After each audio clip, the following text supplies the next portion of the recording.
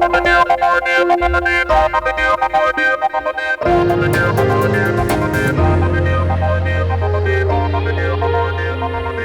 and welcome to India Hangout. An estimated 5,000 ISIS propaganda accounts have been shut down on Twitter, and names of alleged extremist recruiters published by Anonymous, a shadow group of hackers, reports have said. Meanwhile, in India, ISIS tentacles have already touched young, impressionable minds. Some of the youngsters arrested while departing India to join ISIS have admitted they were recruited over Facebook and other social media sites.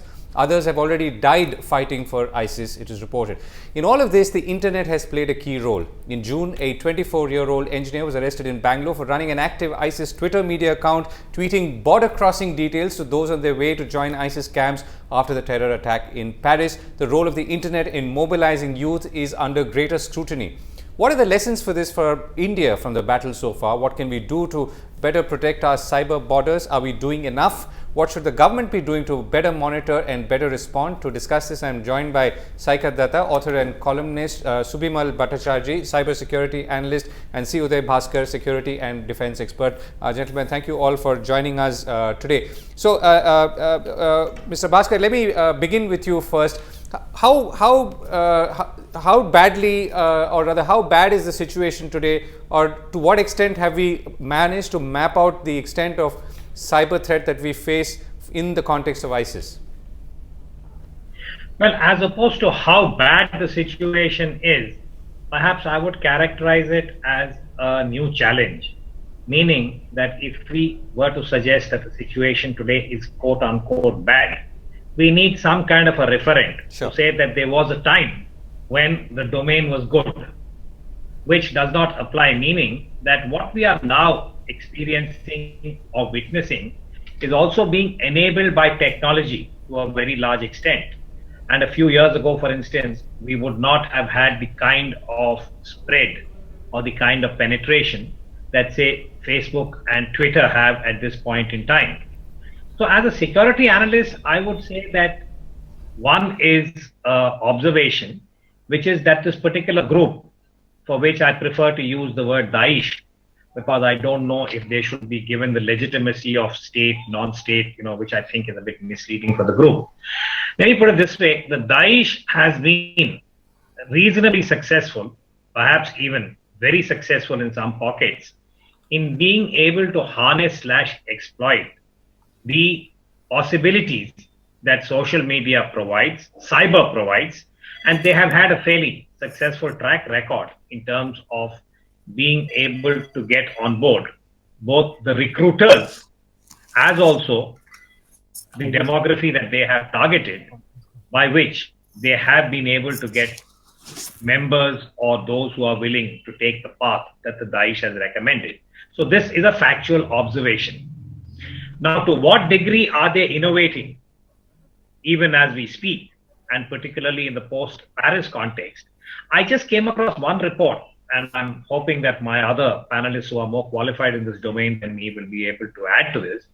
It appears that over the last few months, maybe, the Daesh as a group appears to have moved from the common social media that is well known, Facebook and Twitter, and moved to options that allow a certain degree of encryption and privacy. Now, for instance, just today, I was looking at reports that seem to suggest that, based on the work of some researchers and analysts, that they have now opted for instance, Telegram as one of the options, or the playlist, wherein apparently they have mastered or have got on top of the ability to send out messages which now cannot be monitored. Some of these sites offer options whereby even the site managers are unable to actually get into the message.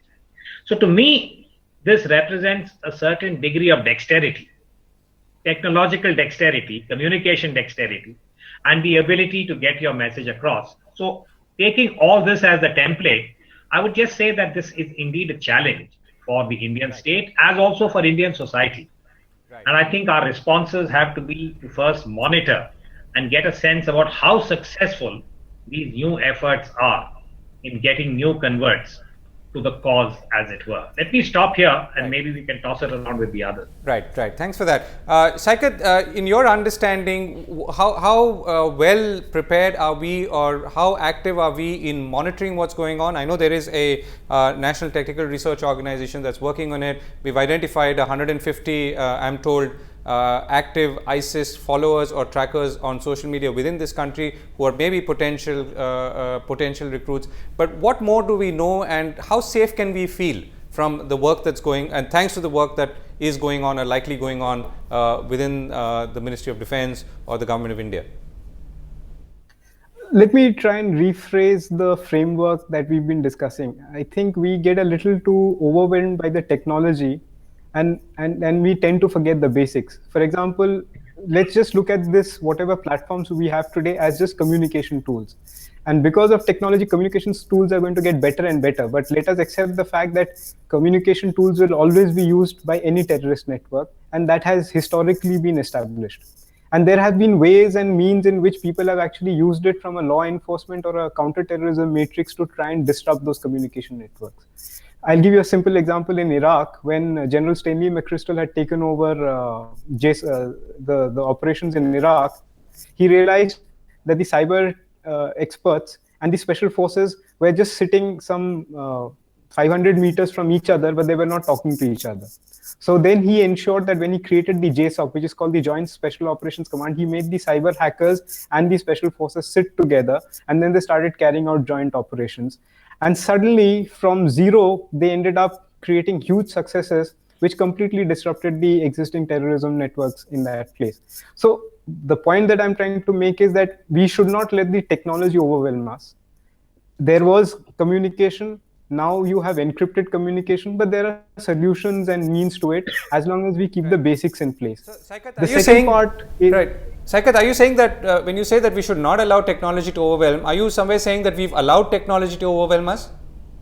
From a counterterrorism perspective, we seem to get blinded by something which looks new to us, whereas the fact of the matter is that in communication theory, it's just another form of communication.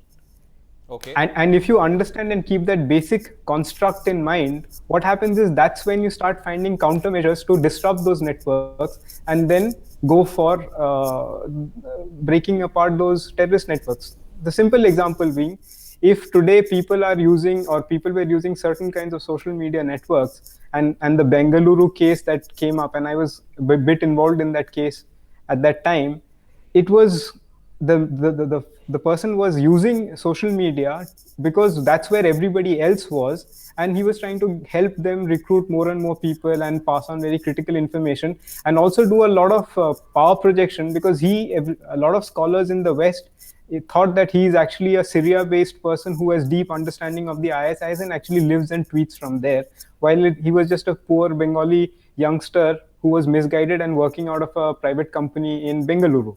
So that's my point, that if we are able to understand that technology is a layer, but at the end, underlying that technology is a very basic construct of communication, then it wouldn't be so difficult to actually disrupt and then use the same technology against them.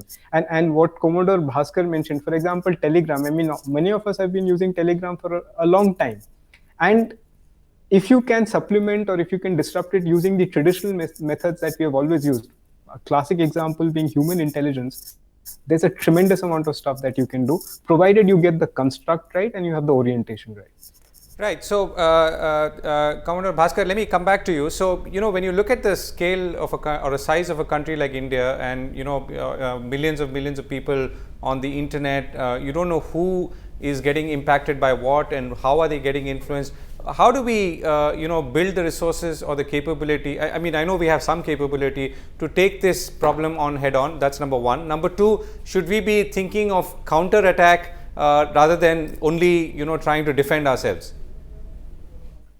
Well, I would say again, and this is something I'm repeating, that before we even think of embarking upon the solution, whether it is counter attack or otherwise, my advocacy is that at this stage, we should do an assessment of the nature of the challenge, because there is a fair amount that we see in the media on a regular basis. We are seeing more of it post Paris, and immediately after the arrest of the engineer from Bengaluru, the Bengali, the West Bengal citizen, we found that there was a lot of focus and a suggestion that the ideology of the Daesh is something that was of recent vintage and that it was reaching out and penetrating various groups, which again is not the reality. And just to perhaps reiterate an observation made by Saikat, we have had this challenge of people trying to recruit for a fairly long time.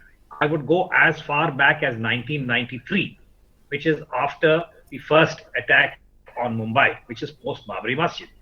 So for India, I think we should look at the challenge in a conceptual way, which is to say that what is the nature of the challenge for India? It's an internal security issue. And in this, the recruitment and getting people to go down the path of violence that is inspired by this ideology is what we want to prevent. And the success is to preempt, whether it's a Mumbai or a Paris. So in that frame of reference, I would say that actually India has acquired a reasonable amount of capacity. It is respectable. And the assessment we need to do is what has been the attempt of the Daesh in particular, or for that matter, its affiliates in India or South Asia, who are using existing cyber options for purposes of recruitment, and how successful have they been.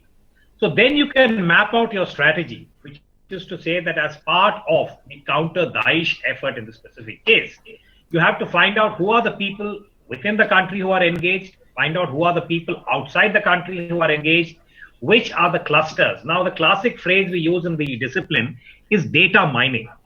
So which means that you need to create a capacity in state where you can do extensive data mining, and there are various ways of classifying which clusters are likely to be more susceptible. And this can be done by numbers. You know, you will have to get a fairly alert police/investigating team, which will be able to monitor and say that we have identified a suspect A, suspect B or C in different parts of India. And that's how the patterns emerge. So my sense is at this point, perhaps I'm not an insider. I'm not aware to what degree the state and its agencies have been able to do this. But to get a sense of the nature of the challenge, the contour of the challenge, and how successful has Daesh been as regards the Indian demography is concerned, to my mind, is the first requirement. And then we should be able to build up. And I do believe that we have a fairly respectable, I would say, profile as far as the cyber domain is concerned. And maybe we need to co-opt more members from civil society, because at the end of the day, this would have to be a concerted effort. You know, the Bengaluru engineer is a good example. Was it only state and intelligence that had to zero in on the individual, or were there possibilities in terms of peer groups or otherwise who could have provided some information that this kind of an activity is taking place? I would make those the kind of areas where we need to build capacity. Once you have capacity, you can think of the technological scaling up. That's, I think, a subset of the endeavor or the effort that we are now embarked on. Right. Okay. Right. So let me see if I can get Subimal here. Subimal, we're talking about whether we have the ability to first of all map out and then start cracking down on people or the information flows which are aimed at people who are obviously potential recruits. What's your sense from a cyber security point of view? Are we able to first of all really understand what's going on in terms of the sheer flows of data and information today? I think we need to do a lot of catching out. I think we understand the implications. I definitely think we are trying to set things in place. But is it adding up to a national picture? Is it adding up to a national security perspective? That's the question. Because the fight here has gone beyond, the national or the sovereign levels of thinking. Here now, non-state actors versus non-state actors is getting set.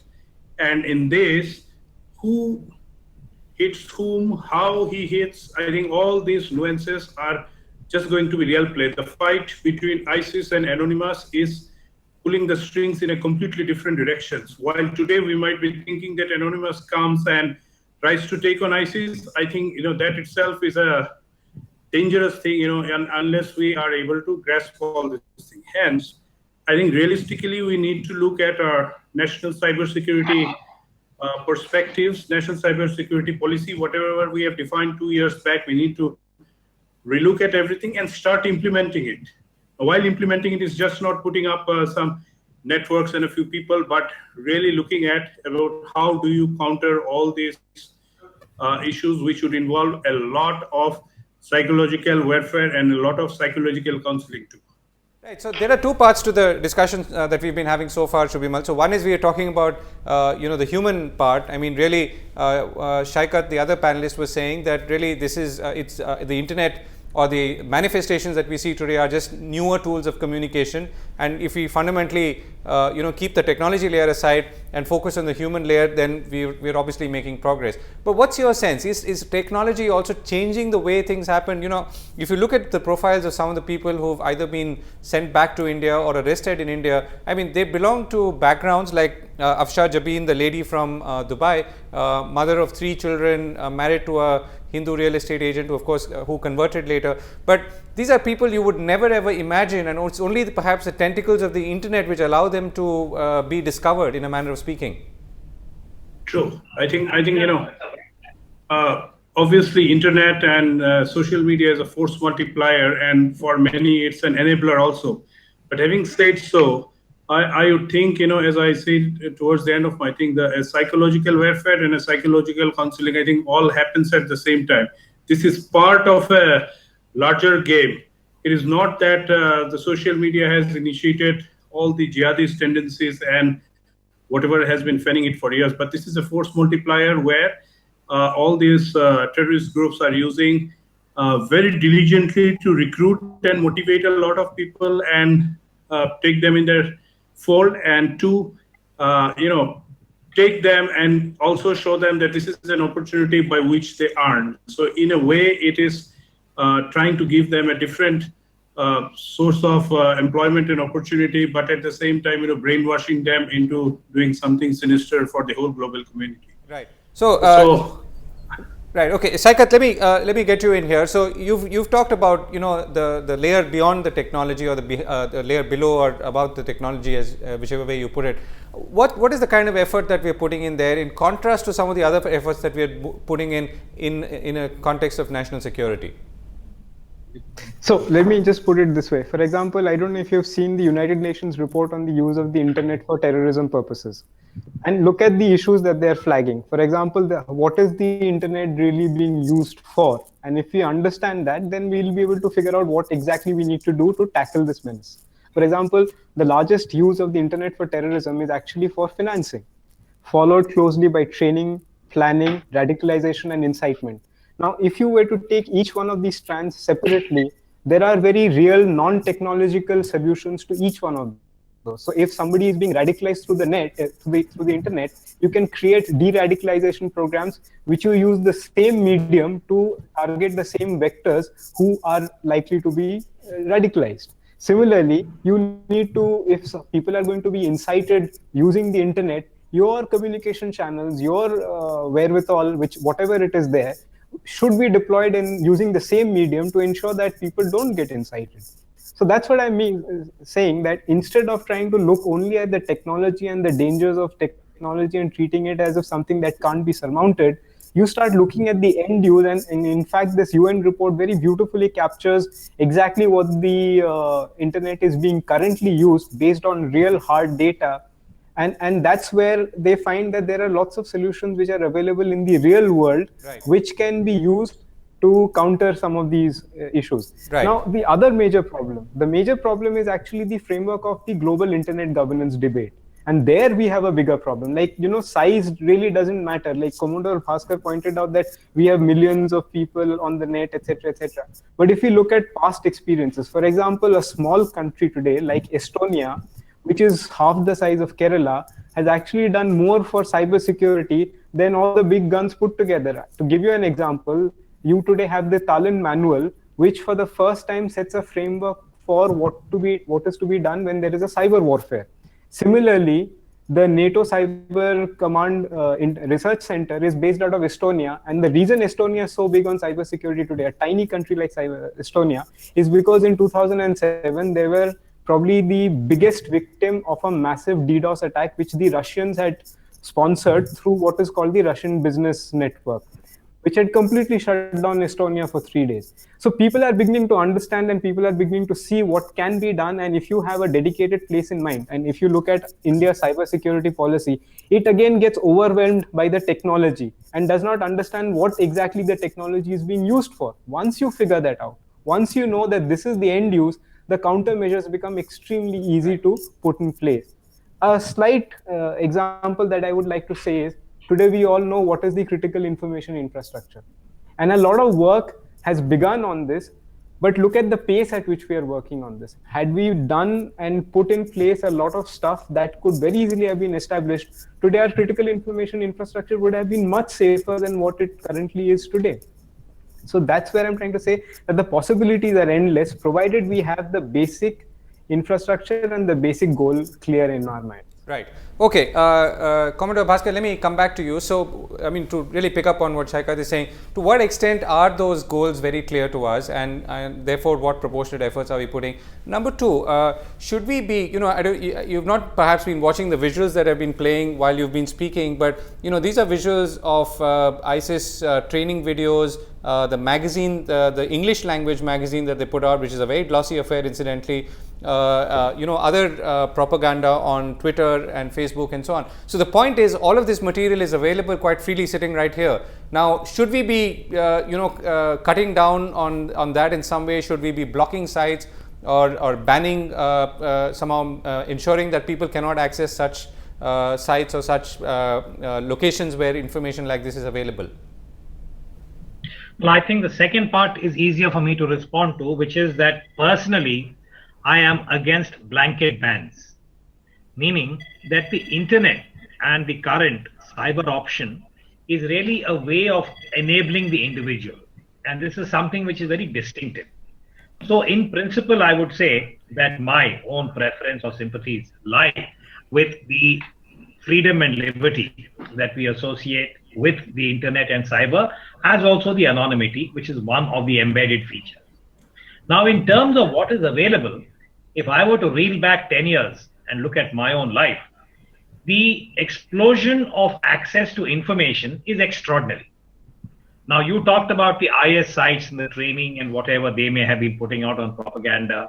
You remember at one time they used to actually put out all those gory details, the videos of the beheadings, that Jordanian pilot. All of this, some of us have seen, those who are professionally interested in the subject. Now, as far as whether it is violence, whether it is terror related, whether it's criminal, pornography, there are all kinds of images and all kinds of information which is currently available on the net. So I think states and society have to arrive at their own regulation where you find the right balance. For instance, there is a case to say that there must be some kind of filters as far as children are concerned. Now, some countries are more advanced, others are not as advanced. But we know, again, I come back to this point that our demography is large, our literacy levels are also very varied. So at the end of the day, Govind, my point is the state has a duty to be able to ensure the protection of its citizens and the vulnerable part of the demography from a range of challenges and threats. Cyber is one of them. So at this point, I would say that when we talk about the IS and what is available, should all IS sites be banned? Now that is a technological challenge, because then the IS will find ways of jumping sites. You'll end up in, I would say, very expensive cat and mouse game. So we need more innovative, more intelligent ways of, first of all, saying that does it matter whether or not you can access a site, and what is the end result? I go back to the earlier observation saying that where is this informed objective assessment, state by state, region by region, to say that the IS has been able, or the Daesh been able to penetrate A, B, and C, and therefore we need to be doing something which is the equivalent of X, Y, and Z. That's where I put the exercise. And my, again, second recommendation, taking off from Estonia, which Saikat had mentioned, is that I'm now a common citizen. I'm not part of the government of India. I have no access to privileged information. I keep asking, where is the plan B? Meaning that all of us now are differently dependent on the cyber option. Say net banking, railway reservations, Uber, whatever, you book your cabs. There are, depending on how you relate to cyber, you are dependent to a certain degree. If indeed there is a cyber attack, now my question constantly is, what is the plan B, say for a capital like Delhi, or for India's financial capital, Mumbai, or wherever, you can go into Mufassal India, wherever, and see what is the level of dependency. And I think as a citizen, I would like to get a sense from my country or my security, people who are in the cyber domain, the experts, to say that in the event net banking doesn't work for 3 days continuously, you can do the following things, which also are cyber, but in a completely different kind of gate that you open. I wish I could see more of that. I don't get it. If it does exist, maybe it is within the confines of the state system, and perhaps sharing a bit of that would be useful. And then you are really addressing the Estonia kind of issue, saying that we as GOI and all our professionals are aware that this can happen. Hey, citizens of India, don't panic. If tomorrow your net banking doesn't work, imagine that there is an attack by some adversary, but we are giving you a way out of this, and you can do it in the following manner. This is just a very rudimentary example, but I'm just saying that we need this kind of preparedness and a confidence in the system that, hey guys, we're on top of what is happening. And then IS becomes one of many such, shall we say, possibilities that need to be identified, quarantined, and if need be, you take a counter cyber, kind of option to deal with it. That's my current sort of characterization of the issue. Right. Yeah. So, Saikat, quickly, one of the aspects that we've not sort of touched upon, but let's touch upon that quickly, is the existing laws. Are our laws sufficient to tackle this issue in its entirety, whether it's at the technological level, perhaps there are, but also about people who are who sort of get converted in a manner of speaking and want to join ISIS or have joined and gone and then come back. Are our laws sufficient to manage this or address this issue? Yeah, in fact, I was just waiting to address that particular bit. You see, today the problem is that because of the nature of the internet, it's a bit like the oceans. And when the world realized that the oceans are a global common, they started working on it and they produced UNCLOS, which is the law of the oceans, and then they created certain structures, etc. Now, so if we were to look at global commons like space or look at the oceans, we need to have a framework, because the problem with the internet today is that there are several complexities here. One, of course, is that today somebody sitting in, say, New Delhi may be using a server in Russia to radicalize somebody sitting in Syria. Now, where exactly does the jurisdiction lie? And there is absolutely no agreement right now globally on where exactly who will be held responsible, how the mechanics of that information will be used, and who will prosecute whom, where, etc. Now, these are furious debates which are going on globally, and as you know, there is ICANN, the body which does the names and the registration of the internet, and then there is a body which looks after this whole structure of the internet globally. And India, very, very sad to say, is losing out on all those debates right now. And those debates are taking place right now. And my biggest worry is, if India does not strongly start participating and taking a leadership role, both technologically and politically in those debates, we will be looking at a bus which will have left the station forever. And though all those issues we will never be able to address, because somebody else will take the decisions and suddenly we'll be stuck with 11. Right. So today we are in a situation where a whole lot of this, the realization has happened. The intent is there, but the execution is very poor.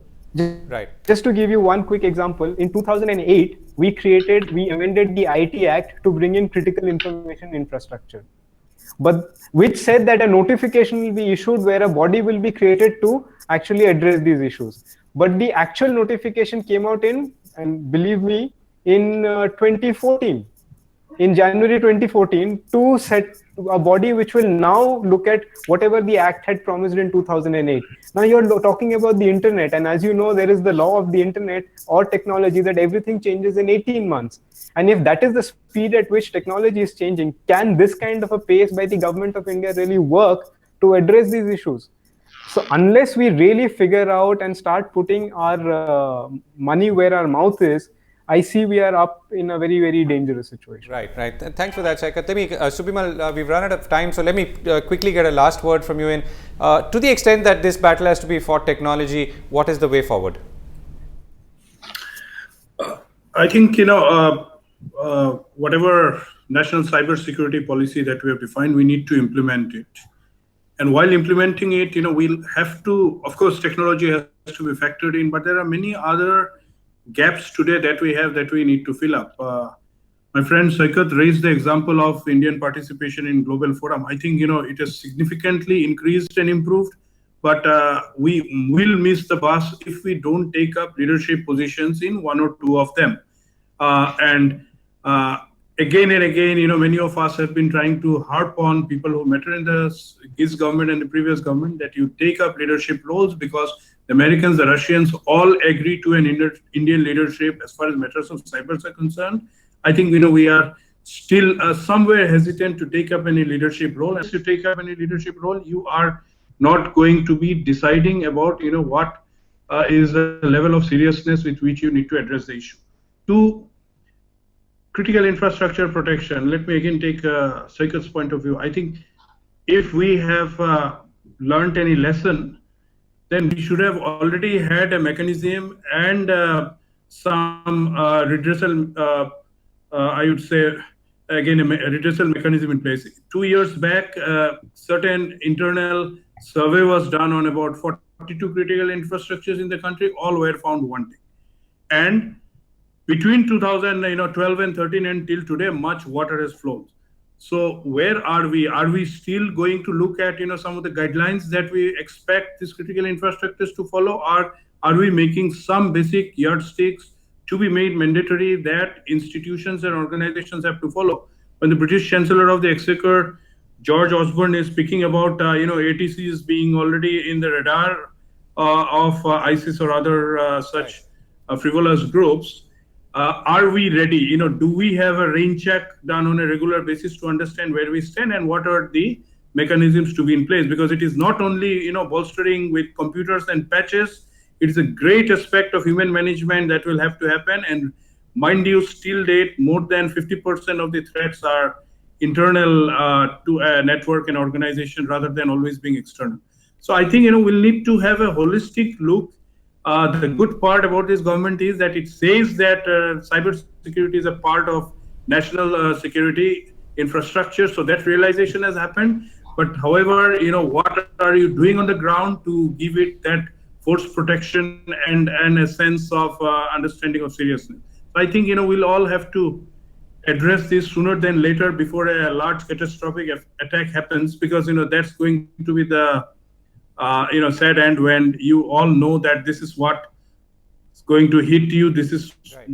All know that, what is the kind of viruses and worms that are already being created. Every nation almost now has a cyber warfare program. Pentagon in 2015, July, has laid out, the conditions under which they would consider a typical cyber attack as an act of war. So we are not far away when, we might see even a third world war getting triggered due to a big catastrophic attack on a critical infrastructure protection. Hence, I think, we now have a National Cybersecurity Coordinator Office also institutionalized in the National Security Council infrastructure. So I think, let's do some act and, and see that we are following a certain right. practice. Right, Subimal, we've run out of time completely. Thank you so much, Saikat and Commodore Bhaskar, for your views. We've obviously identified, as Commodore Bhaskar said, a new challenge, but with it comes also the task of responding to it as swiftly as possible. This is the internet and the age of the internet, and there are smarter people on the wrong side, unfortunately, and therefore we have to move fast as a government, as people, as society. That's all we have time for in the India Hangout. We'll be back soon. Thanks for watching.